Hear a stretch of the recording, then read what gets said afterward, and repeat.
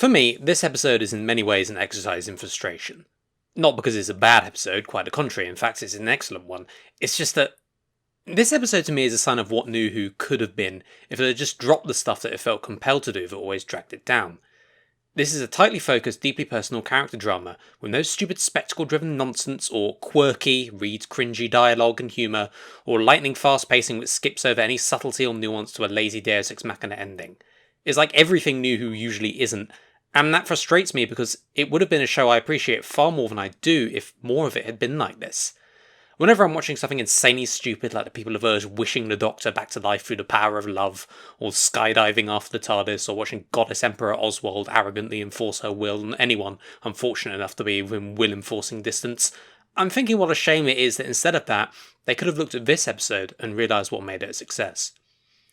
Father's Day is a success, and one that manages despite this essentially just being a cheap episode to balance out some overspending earlier on, but in a way that's in its favour, because the focus had to be on the stuff they could get right, the drama, the characters, the performances, and while that's frequently no guarantee of making quality Doctor Who, writer Paul Cornell creates a tightly focused script that based on exploring one of our main characters, the choices she might make, and how that affects the others around her. It sounds ridiculous that I'm so intently praising getting the basics of storytelling right, but a few episodes earlier we had an attempt at political satire which involved farting aliens, so sometimes we do have to be grateful for the small mercies. What it also does that I very much appreciate though is that it treats Rose Tyler as a human being who can make mistakes when guided by her emotion, which is a very refreshing change from how RTD himself tended to portray her, and therefore allows the constant character for NuWho's first two series to have what's probably the only real time she's genuinely explored as a person. Taking a character that mostly just irritates me and making me feel a wide range of emotions about her character and behaviour is a sign of a story that's doing something right. So let's take a detailed look at what this episode succeeds at, and why it should have been a template for how to do NuWho right. Instead we got talking to dinosaurs. Great. Anyway, let's start. As becoming a trend now with the non-writing related stuff, this one was directed by Joe Ahearne. Ahearne? I don't know.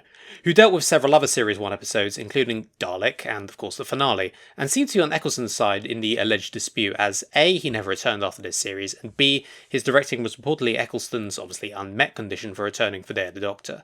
In any case, he at least has one up on Keith Boak by being a competent director. In fact, I'd go as far as to say that he does a very good job with this episode. He builds tension very well, for instance wisely showing us as little of the Reapers as possible until as late as possible. It's to his credit that he actually gets a great deal out of BBC mandated monster time wasting, and allows this to contribute to the atmosphere of the episode. He also builds up tension in the character conflict with ease, and chiefly does all of this with not a great deal of terms and resources. As I said, this was a budget episode, using the TARDIS set and some location shooting in Cardiff, and yet he manages to give the piece a sense of scale.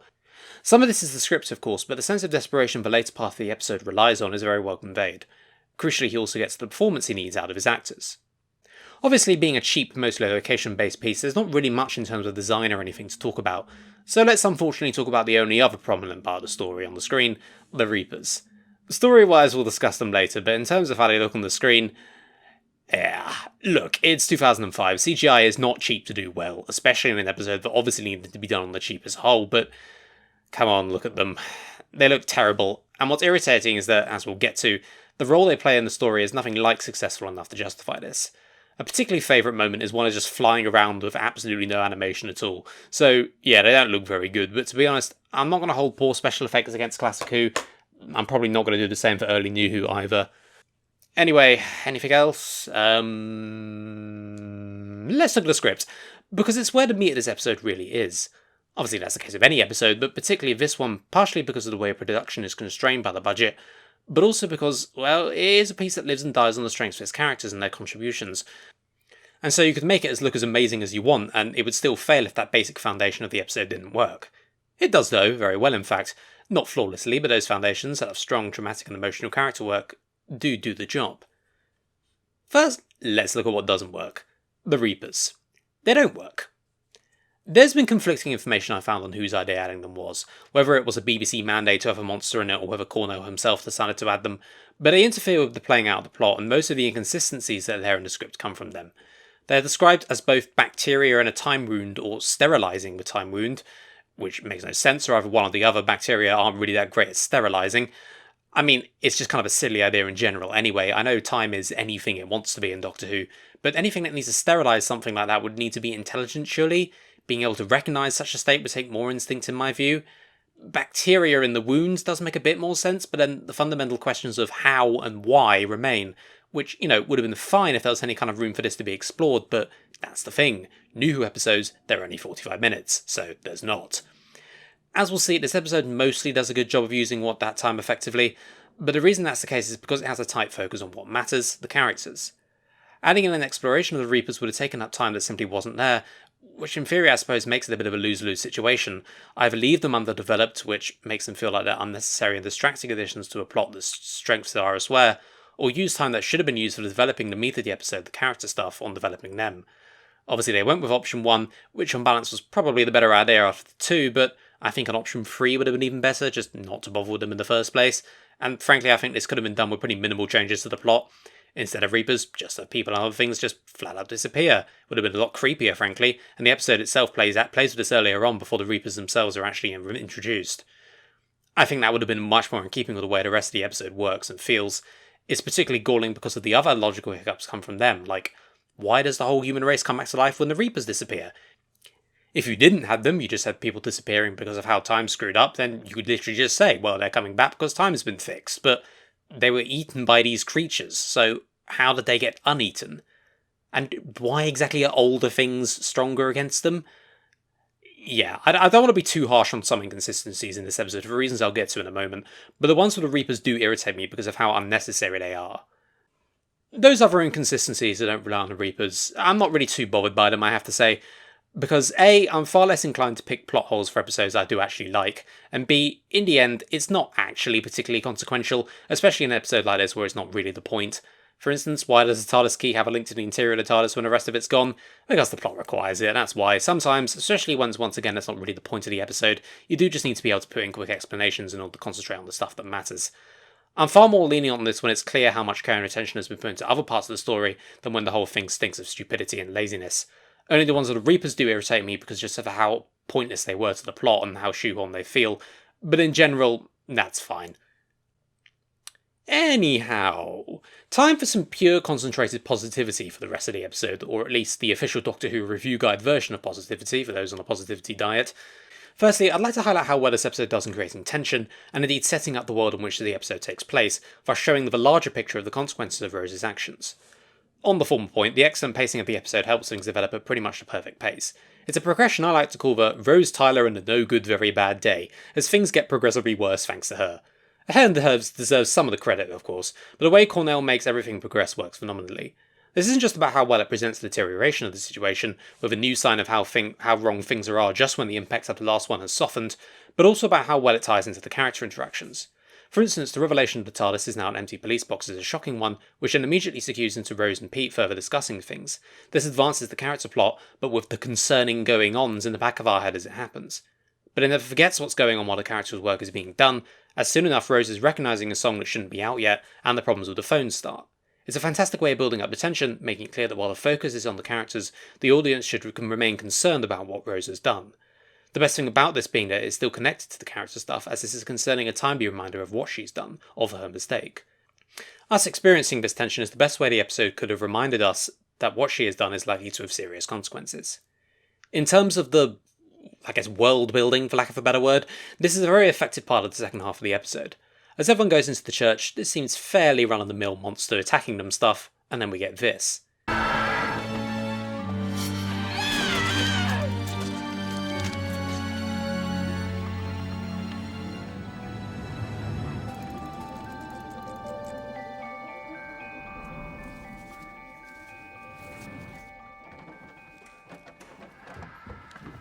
There's smoke coming up from the city, but no sirens. I don't think it's just us. I think these things are all over the place. Maybe the old world.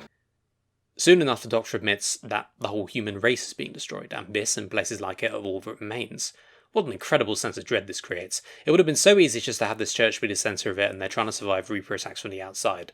But by having it this way, it creates a sense of loneliness and isolation of this small group. The sense that it isn't just a struggle for their survival, but the final gasp of their entire race. It also again highlights the character stuff with Rose, as at this point it's pretty clear she has committed the mother of all fuck-ups. Again though, this seamlessly progresses the plot, as this conversation that allows the Doctor to realise the TARDIS key is working and start attempt to save everyone #1. which ends in miserable failure thanks to Rose Butterfingers Tyler, but it's the thought that counts. So yeah, those are a few examples to demonstrate how well the tension, pacing, and world creation all come together in this episode. It's so well crafted, and it's another galling reminder of how good NuWho can be when the writer puts their mind to this instead of what bit of mindless spectacle they can throw in this time. I don't want to harp on this. Okay, yes, I do, but I won't harp on this. It's astonishing watching this episode of how little of it would work in one of those dreadful Tumblr quote images, for instance, whereas the cringy dialogue of the Moth era fits them like a glove. When NuWho actually tries to tell a story, it succeeds at it. Who knew? Anyway, I've said several times this is an episode focused on character, and this is where the episode finds its real success. I'll highlight the two most important relationships, both involving Rose, which is not surprising given she's the central character of this. Firstly though, I think I do need to discuss this character a little bit, as I'm not exactly going to be particularly coy about how much the character annoys me most of the time. Now, I'll admit this is more of an issue in Series 2 than Series 1, as the angle of she is so special and amazing and unique became the primary one then, but even so, throughout the first series, I do dislike the character as well. The primary reason is that she never seems to face any consequences for her poor decisions, and that despite that, we're still supposed to think she's one of the most flawless and wonderful people ever. Flawless characters are boring. Flawed characters that the writer treats as flawless are boring and insufferable.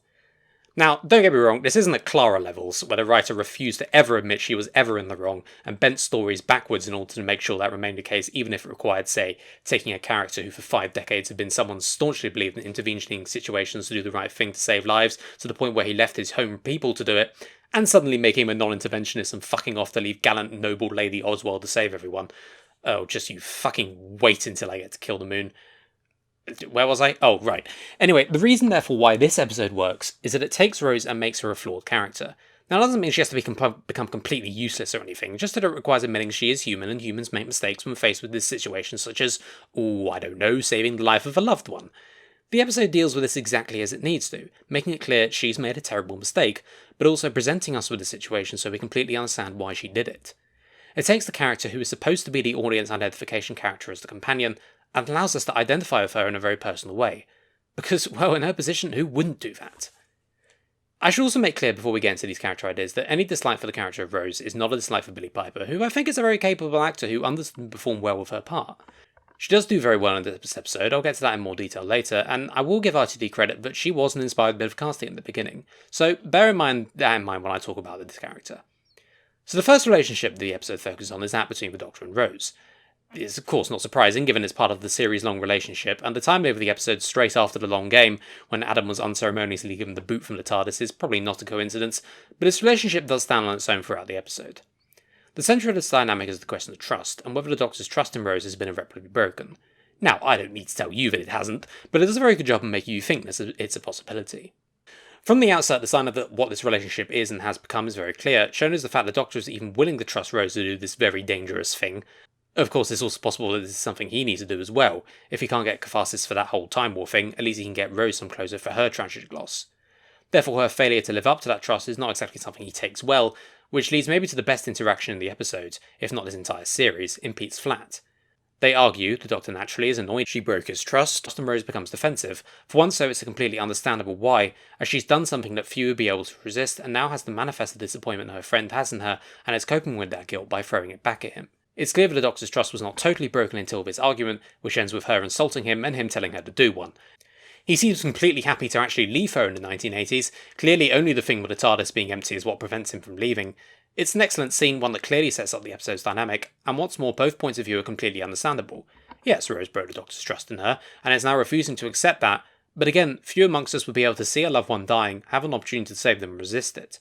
It's undeniably human nature, and perhaps the Doctor's inability or refusal to fully grasp that is a holdover from the war, just in the same way as him pointing a massive fuck-off gun at the Dalek a few episodes earlier in Dalek, What's 2. It also points to the Doctor's fallibility in that really he shouldn't have put her in that situation where she was going to do something extremely stupid for understandable reasons, and perhaps his Time War guilt feeds into that as well. The next time they speak is in the church, where the Doctor has to remind her not to touch herself, Time Travel 101 love, and they bicker again. Here the Doctor admits that, no, he wasn't actually going to leave her, which does show that the trust isn't completely gone, and contributes to the series' overall theme of Rose moving him away from the Time War angst, towards being more like the Doctor as we know. In the end though, it still wins out for him, as he laments how the Time Lords would have put a stop to this, and now they can't, as they're all dead / trapped in a pocket dimension, depending on your view of canon. Overall, it shows that what Rose has done for him does mean a lot to him. When it's all over and Pete is dying, the Doctor only says one thing to her. Go to him. Quick. In the end, whatever she's done wrong, whatever mistakes she made, and oh yeah, she made a lot, the trust he has in her and what their relationship means, it hasn't been broken. Cracked a little, but not broken. It's fantastic stuff, a real look at the Doctor-companion relationship in a way the classic series would never have been able to. Bear in mind what I said, this was the episode after the Doctor kicked Adam out the TARDIS. I mean, he never liked Adam to begin with, sure, but that's kind of the point. His trust and friendship with Rose is strong enough to withstand this.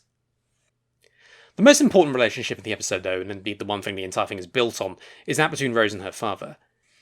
It's pretty clear from the outset that because of his death, Rose has created an idealised version of her father in her mind, and as a result of this, her initial reaction to him is disappointment. After all, it turns out he's, in her words, a bit of a Del boy, rather than a successful businessman, and her parents' marriage was not the fairy tale one she envisaged. Her reaction upon finding out these things is naturally one of shock and disappointment, but I find it interesting that despite this, at no point does her faith in her father really disappear. And indeed, when Pete works out who she is, which, by the way, I have to say, he's remarkably quick on the uptake there, jumping to, "You're my time-travelling daughter," without really much in the middle, but we'll give it a pass, he's only got 45 minutes to play with. The sheer emotion of being able to approach her dad as she always wanted to be able to talk to him and have him there, well, that's enough to overcome the fact he's not quite the person she thought. Already by the halfway point in the episode, we've established that Rose is able to look up to her father almost because he wasn't there to show that in reality, sometimes relationships have their issues and nothing is perfect, and indeed because of this she's willing to do a very bad thing in order to save him, and that feeling towards him can't be broken by a few arguments and home truths. It's a fascinating way to look at Rose's character and how she's been influenced, and indeed how much these relationships matter to her. This view of her father has both truth and falsehoods in it, her disappointment at seeing her parents argue and her joy at being able to approach Pete on the terms she wants, i.e. as his daughter, demonstrate that the view she has shaped is nevertheless one she won't allow herself to be caught up in. She's willing to take her father on his own terms. As the episode goes on, they talk a bit further, and Pete presses. He wants to know what kind of father he is. Rose obviously doesn't have an answer, and so goes with the idealised version of him she has in her mind. And that leads to one of my favourite character bits of this episode. He immediately realises, that's not me. That's the thing, Rose is describing Pete to Pete, having never actually really met Pete. She only had the stories her mother told her, a grieving widow who no doubt feels some guilt over how their relationship played out based on what we see here. It's Rose's longing for having been able to have the things she describes, for her father to have been there, that tips him off for the real reason for her visit. And indeed, this is where the relationship comes in from Pete's point of view. He's smart enough to know when his daughter's hurting and why that might be, and it's that leads to Pete demonstrating that he is that father after all, only not in the way she wanted. Once the Doctor's been reapered and all hope is gone, Pete, again being remarkably quick on the uptake, works out what he needs to do and throws himself in front of the car. And he does it without hesitation, without even thinking about it, to save his family and because, as he says, it's his job as her father for it to be his fault. And despite not being able to be the loving father she desperately wanted, he's able to demonstrate it without a doubt he would have been. Maybe not quite in the way she said, maybe not exactly in the way she wanted, but in the end, he lives up to what she expected of him. In a way, his own view of himself was just as wrong as hers. Rose didn't get what she wanted, her father back, or at least confirmation that he lived up to the image of him she'd created. She did, though, get the chance to fulfill her original wish, so that he didn't die alone, and indeed confirmation that while he wasn't the perfect father she had imagined, he would have cared for her no less. And in the end, he got to see that he had the same from his daughter too. Even if she was a colossal fuck-up for this entire episode. This is all just really so well done. In the end, it's quite a simple bit of character work, the arc of Rose going from that idealised version of her father through to the reality biting them back again, but the way it's handled means that every emotion they feel, it's strongly highlighted, it's about them and they're coming to terms with this relationship. Again, there's a lot more you could have done with it had it been longer, but I don't think you really needed to. What's there is extremely effective, and it fits seamlessly into the 45 minutes, so I'm not sure there's much more that else could have been added. It's just a fantastic bit, some of the best character work of early NuWho, and again, makes you wonder what else they could have done if they'd kept themselves to this standard. Anyway, before I finish, I'll give credit to the actors as well. Christopher Eccleston, Billie Piper, and Sean Dingwall all deliver the goods. Dingwall in particular, I mean, he's just so incredible as Pete. He's likeable and charismatic, has an excellent everyman quality. It's absolutely no wonder they scrambled for an excuse to bring him back the next year. Piper, though, in particular, is excellent. As I said, you give her material outside of smugly arrogant or confused, which were usually the only two modes she was given, and yeah, she delivers. These performances, they're the final cherry on the cake. So, Father's Day is a success. It's one I'm happy to award a final score of 9 out of 10. Yeah, the Reapers drag it down a bit, but the strength of the character work, the tension and pacing, how well it makes use of NuWho's format, which is a rarity, and indeed how it dealt with the lower budget it had, it all adds up to a fine outing and a sign of what NuWho could, nay, should have been. This should have been a template of how to do character episodes, and there should have been more episodes like this. The fact that this isn't the case is a shame, and again, as I said at the beginning, it does make it an exercise in frustration for me sometimes. Watching that conversation between the Doctor and Rose in the flat and thinking how there was never, ever anything close to that good between the Doctor and Clara, for instance, and how Moffat's pale attempts at imitation just became utter cringe fests, it's just so annoying to think what was squandered. Still, my predilection for bashing NuWho should in no way be taken as a slight against this episode, which is undoubtedly one of the show's great early successes.